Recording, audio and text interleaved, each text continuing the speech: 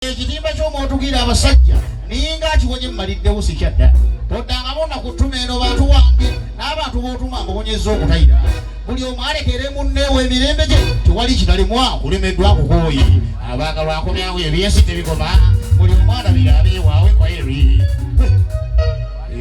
ebifuleni mukubira bye yali akola naye idako muzungu David kino nkikutuma oba ndi mu kamera oba siri mu kamera etteeka lya copyright nibwe munalireeta nga temuzizaawo bantu be bayita ba Fred Mukubira mwerimba wateekeddwa okubaawo omugagga n'agamba nti Fred Mukubira nga bwe yali atadde wali edduuka buli muyimbi wandika oluyimba oluleete wali lukwate nkuwe ssente ndufulumye ojja kulaba emitwe gy'abantu bwe gitandika okutambula nga giwandiika kuba mmanyi nti buli muyimbi ali wano amanyi okuwandiika si bwe kiri okuggyako zonto.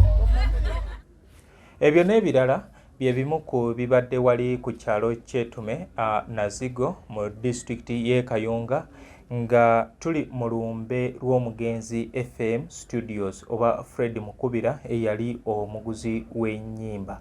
Fred Mukubira ajjukirwa yafa mu mwaka gwa 2024 yafiira wali ku Mega Standard Supermarket oluvannyuma lw'okugwa mu kinnya ekiri ku Mega n'akubawo omutwe egwa peva nemwasa akawanga era bwatyo bawadawadako okubanga bamutwala mu ddwaliro ekkulu Mulago okubeera nga bafuna obujjanjabi naye nga baabobwe era bwatyo mukadde waffe Fred Mukubira owa FM Studios n'atugendako. Fred Mukubira wano zino ze zimu ku ntambi Fred Mukubira ezo ze yasobola okubanga akola oba omulimo gwe yakola mu kisaayi kino ekyakadongo kamu just wano kuonganyizaawo entono luno baluyita Terubaddogo Lord Fred Sebata 2024 lwagulibwa Fred Mukubira. Wano ndina twaze wa mmere Dr. Fred Sebale era Fred Mukubira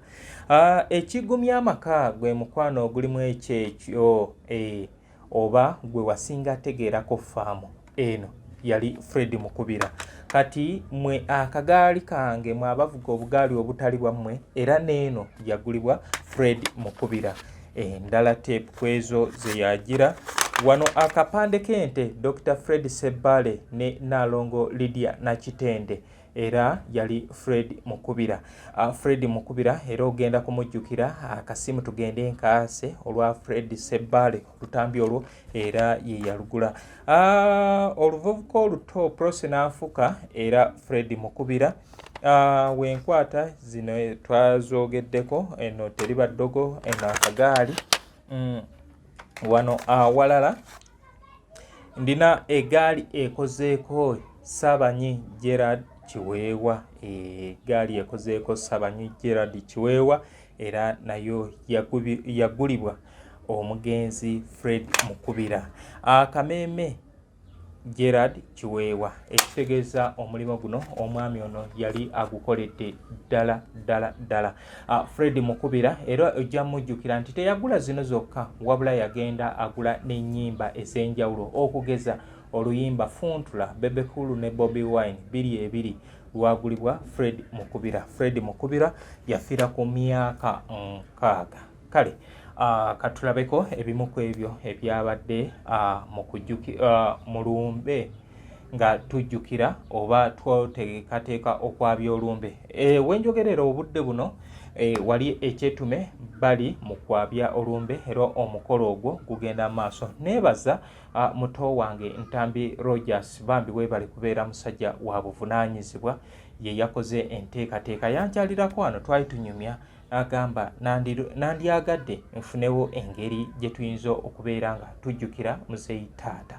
Kale gwe ekiro ky'olwaleero ekivulu kino ogenda kukiraba ku YouTube channel tugenda kubanga tupremieringa okujjukira oba okujjukira Fred Mukubira. Kale katusooke tugendeko mu ebyo ebimu ku ebyo ebyabadde yeetaaga ennyimba zino osobola okunsanga ekasubi ku basooka kwa vula stage wensangibwa weweesitula nojja oluyimba nduteerako nusu 5 ntandikira ku nnyimba za 15 oba olwagala ku whatsapp nduteerako nusu 10 ntandikira ku nnyimba za 15 ebivuluma ziika n'ebintu ebirala osobola okubisanga ano. Neebaza abo bonna abanzikirizaamu mukodomi wange Kimuli Joero okuva ekayunga munnange weebale nnyo weebalire ddala ne muzeeyi taata Dasan Setimba ye Dasan lyensinga okutegeera naye gwe twakazaako erya Uncle Dick mwebale nnyo omulimu nabadde ndudde okulaba ku Lubega Zonto emyaka mingi. Lubega Zonto ali eyense mukubira eyo yatukubidde omuziki Lubega Zonto wali kati ono gwolaba ono ye Leku ono ye yali omukubi wa Prince Job Paul Kafeero Leku yali mukubi wa Prince Job Paul Kafeero era ono alina omukono munene nnyo ku ndongo Aziz Azioni gyakuba kati ono ye Lubega Zonto ono ali ku jazzi ono ye mukodomi wange Kimuli kati ono ye taata wa Joero ono akote gita Kayovu naye twabadde naye kale katulabe ku ebyo ebimu ebyabadde mu kujjukira n'okuteekateeka okwabya olumbe lwa mukadde waffe Fred Mukubira. Mwebale musooke mukkirize tutuuse okusiima kwaffe kuno eri famire eno. Mikwano gyange erinnya Dasan Setimba naye ng'erikolwa essente ebiri mu bidongo Uncle Dick Kabina leese omusezi konko.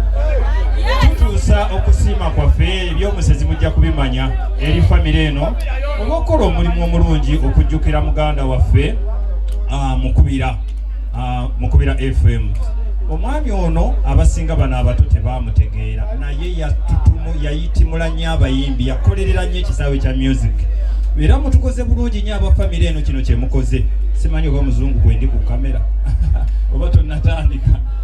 Kitusiima nnyo ebintu nga bino mikwano gyange okujjukira emirimu gy'omuntu.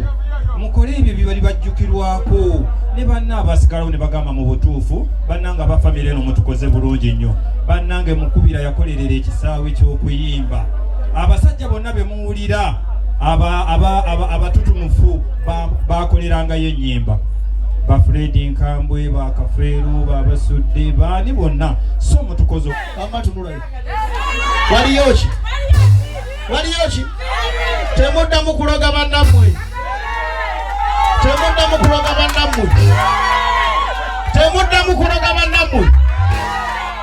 Munsi tuli omuntu atya?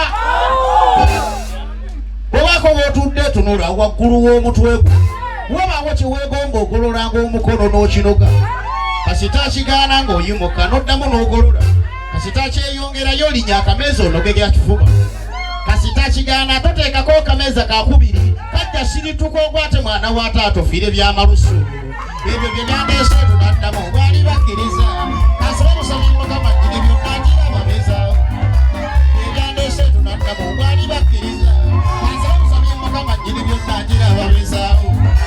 Ebyo byandeese tunaddamu bwali bakkiriza. Kasaba musabire Mukama jjiri byonna agira ababeezaawo. Ebyandeese tunaddamu bwali bakkiriza. Kasaba musabire Mukama jjiri byonna agira ababeezaawo. Genda siibudde yakolera buyinza gwo muntu munnogwe. Yakusinza oba yakusinza okikkirizanga. Ne bw'okola eddagala esiranye omulimu gwa munno nga Katonda eramu lwakyali mulamu oba omala byakulaba olengeteeka. Kikaya College Bulenga. Omuzadde kankwanjulire Kikaya College School Bulenga lya kisulo n'abava ebweru ly'abawala n'abalenzi ligatta amadeeni gonna liviira ddala ku siniya esooka paka ku y'omukaaga lisomesa arts ne sciences. Omwana bamubangulira ddala tebakoma kusoma busomi kyokka bamutendeka emirimu gy'omu mutwe omuli okwokya welding okusiba amazzi okusiba enviiri okukosa okufumba oba kiyite catering and hotel management okuzimba okutunga oba kiyite fashion and designing okukanika emmotoka okukosa amasannyalaze ku bitone by'abayizi b'ekansa omuli okuyimba okusamba omupiira wamu n'okubaka endya y'abaana nnungi layibulale ya mulembe ow'ekisulo osasula emitwalo 69 okwo nno kwe kuli okulya okusula okusoma n'endabirira endala yonna lisangibwa Bulenga ku Mityana Road kilomita musanvu zokka okuva e Kampala. Kuba ku 0772 Ekikaya nkolete bulenga. New Subs Fashions tukutuusaako ebiteeteeyi kosaabaaya engatto ensawo z'abakyala jackets jeans n'ebirala tusangibwa ku Wilson Street ku kizimbe ekya Sunset Arcade ground floor shop number 2 okututuukako va ku Pioneer Mall otambule nga dda ku Arua Park yisa ekizimbe ekya Wilson 1 oyite ku Health Link Pharmacy kati awo weekoma yambuka amadaala gakuyingize ku Sunset Arcade awo ng'otutuuseeko. Engoye zaffe tuzijja China, Egypt, Vietnam n'amawanga amalala. Omukyala omwambazi omulungi ayambala naffe. Be Easy Hotel and Bar tusangibwa Nsaggo ku lw'Ennakawuka. Ku lw'empeereza ennungi tukola essaawa 24. Tulina ebifo ebisulwamu nga biyonjo, ebiddaabirizibwa buli kadde, eby'emizannyo ng'okulaga omupiira, okuzannya pool n'ebirala. Ebbaala ejjudde obulungi, emmere ekutuukako mangu, paakingi ennungi ate nga security eri gguluggulo. Okubuukinga n'okumanya ebisingawo kuba ku 0790 79 12 04 oba 058 98 77 34. You are not easy when you are not at Be Easy Hotel and Bar. Come and experience the ultimate in comfort, entertainment and security with Be Easy Hotel and Bar, Nsaggo, Nakawuka Road.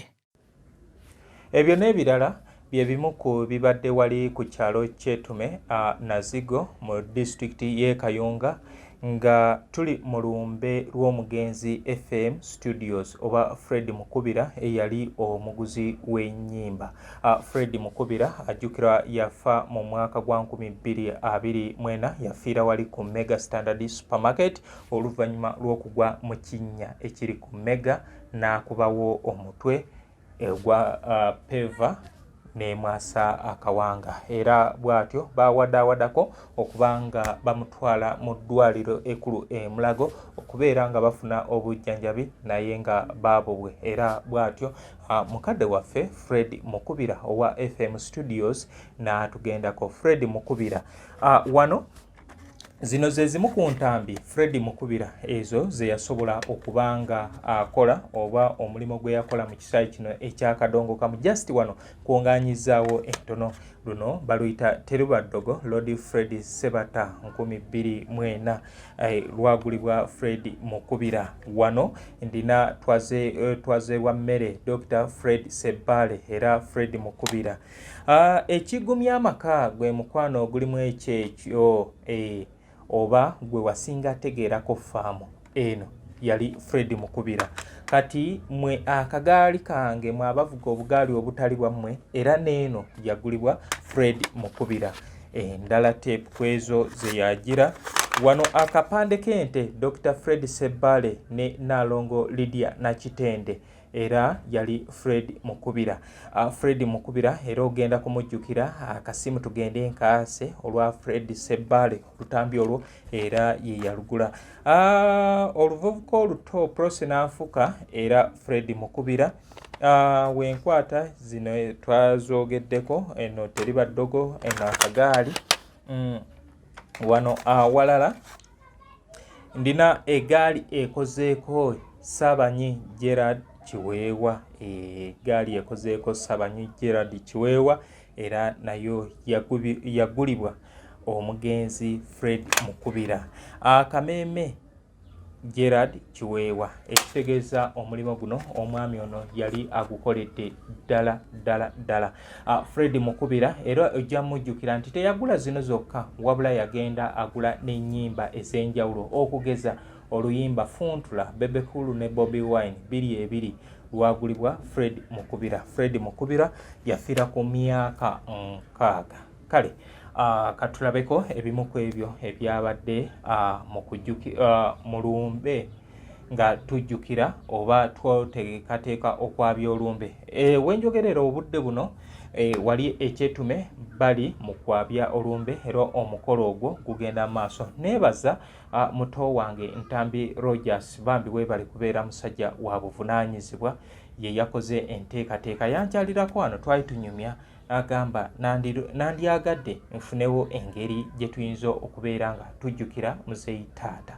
Kale gwe ekiro ky'olwaleero ekivulu kino ogenda kukiraba ku YouTube channel. Tugenda kubanga tupremieringa okujjukira oba okujjukira Fred Mukubira. Kale katusooke tugendeko mu ebyo ebimu ku ebyo ebyabadde. Yeetaaga ennyimba zino osobola okunsanga ekasubi ku basooka kwa vula stage wensangibwa weweesitwa nojja oluyimba nduteerako nusu 5 ntandikira ku nnyimba za 15 oba olwagala ku WhatsApp nduteerako nusu 10 ntandikira ku nnyimba za 15 ebivuluma ziika n'ebintu ebirala osobola okubisanga wano. Neebaza abo bonna abanzikirizaamu mukodomi wange Kimuli Jowero okuva e Kayunga munnange weebale nnyo weebalire ddala ne muzeeyi taata Dasan Setimba ye Dasan lyensinga okutegeera naye gwe twakazaako erya Uncle Dick mwebale nnyo omulimu.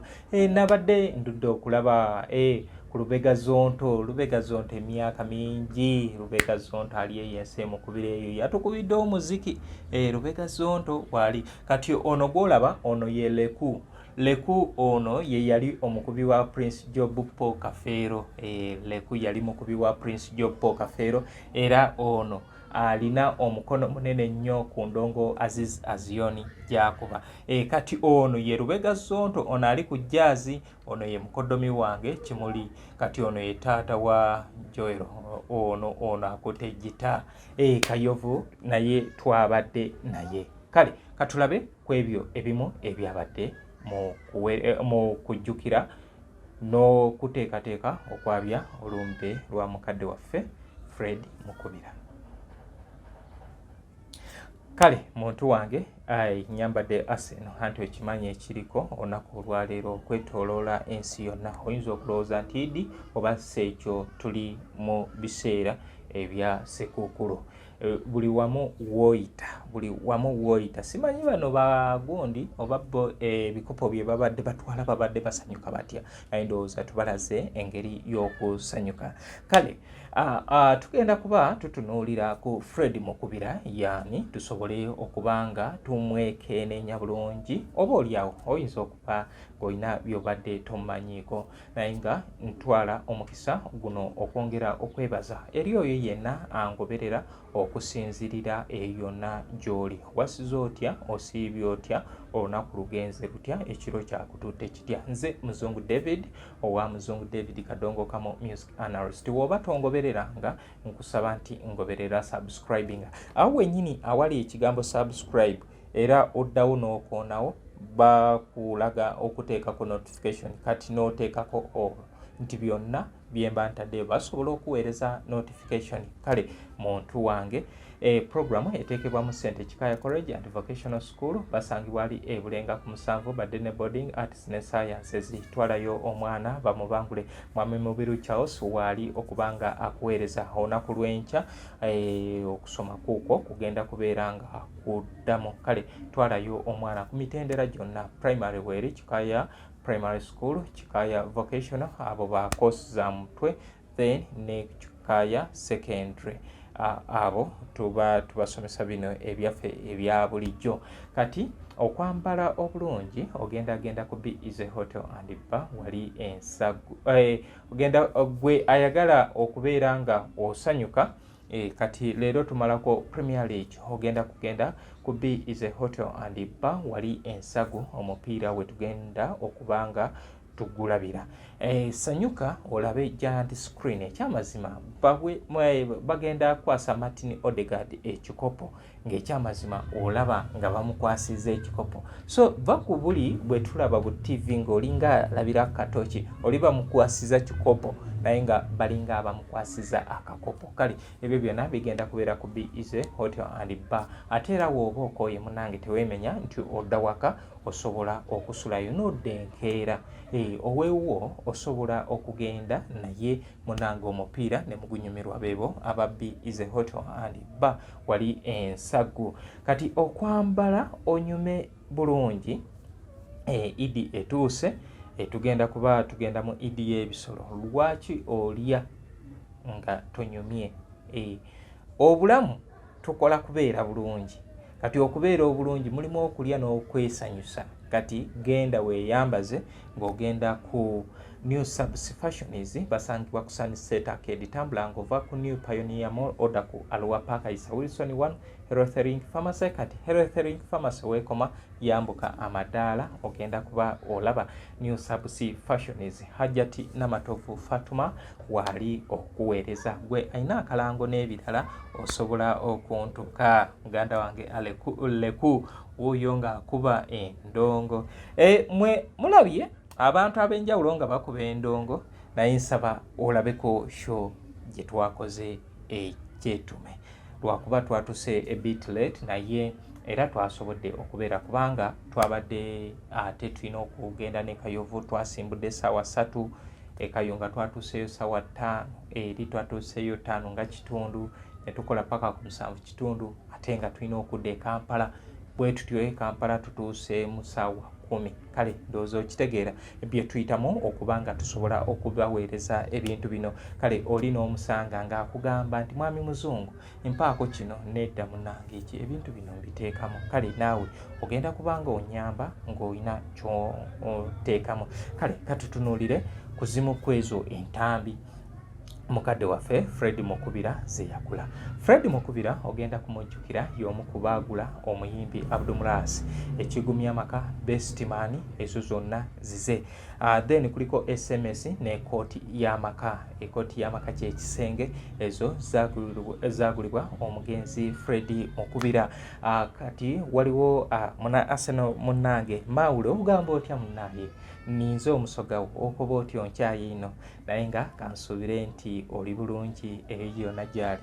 Bambi kati Mawule singa obudde buno tujogera ku parliament naye bwe bityo. Mawule bamugulako ennyimba school fees ekimansa nnako, omuzadde tagulwa nakyagaba. Omuzadde tagulwa ndowooza ye yali Helen. Ezo zaali za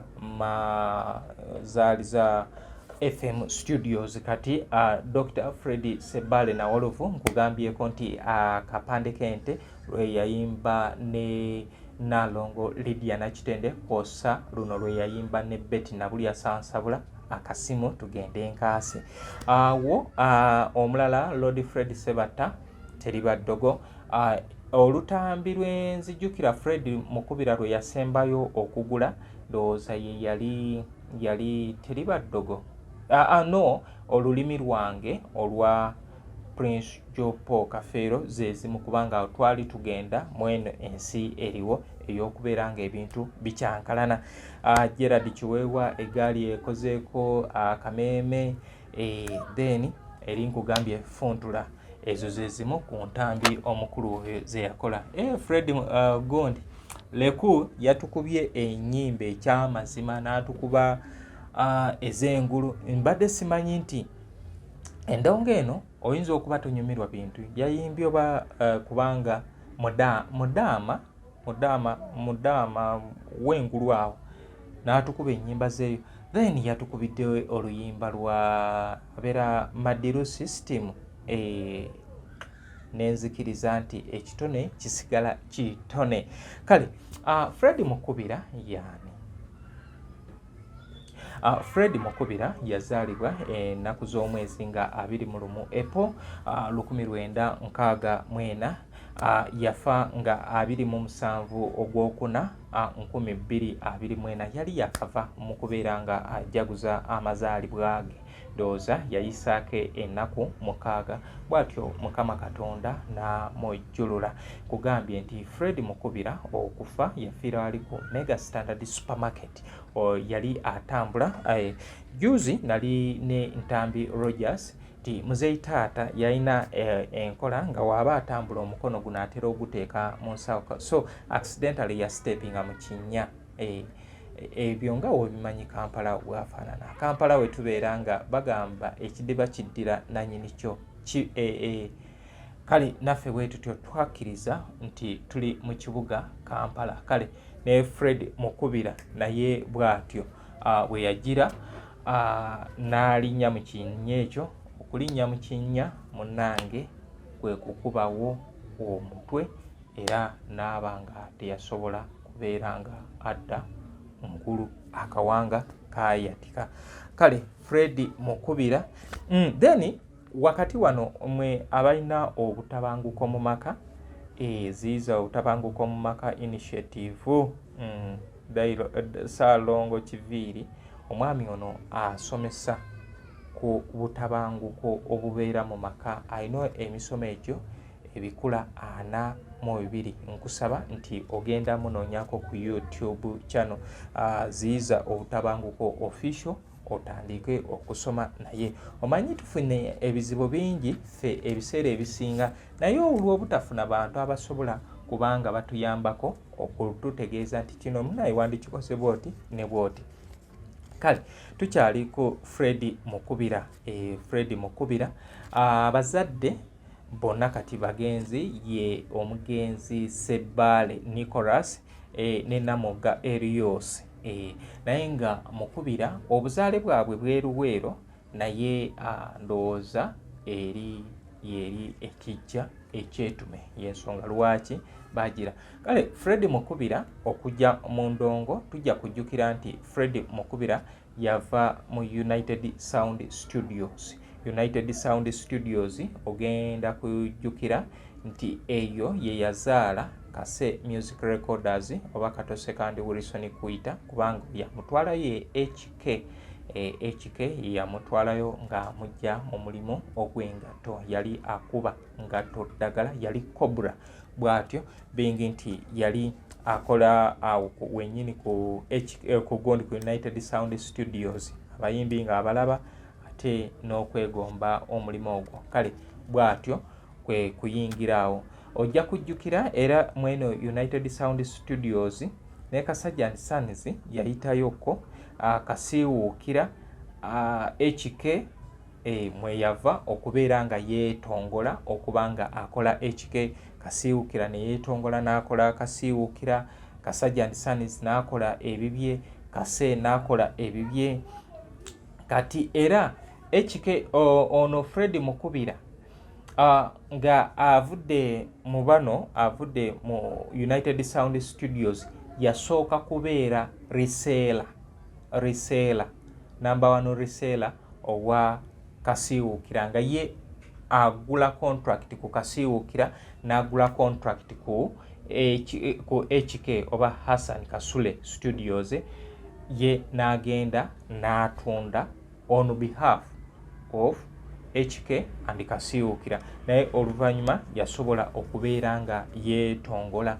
Fred Mukubira yaleka abaana 9, abalenzi 6 n'abawala 3 era Mukama Katonda akyabakuumye.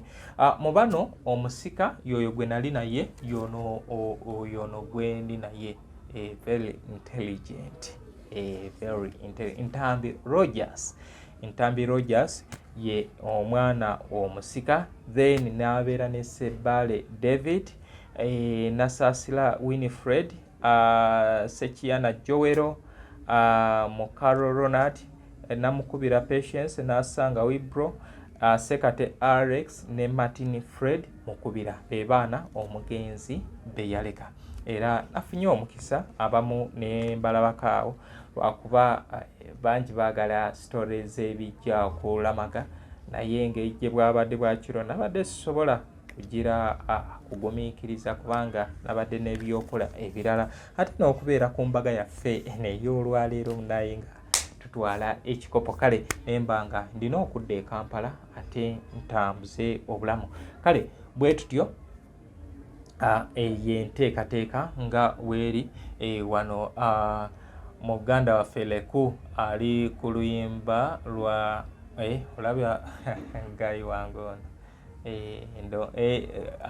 ono Lubega Zonto era Kayovu yamanyi omumpitira mbu ye yazonto walira ddala naye nga ekitone kyo mwekiri. Kale bantu bange ekivulu kigenda kubeerayo ekiro ky'olwaleero. Nkusaba nti gwe weerekereze olabe ku ebyo ebyabadde mu kujjuukira oba mu kusula mulumbe lwa Fred Mukubira.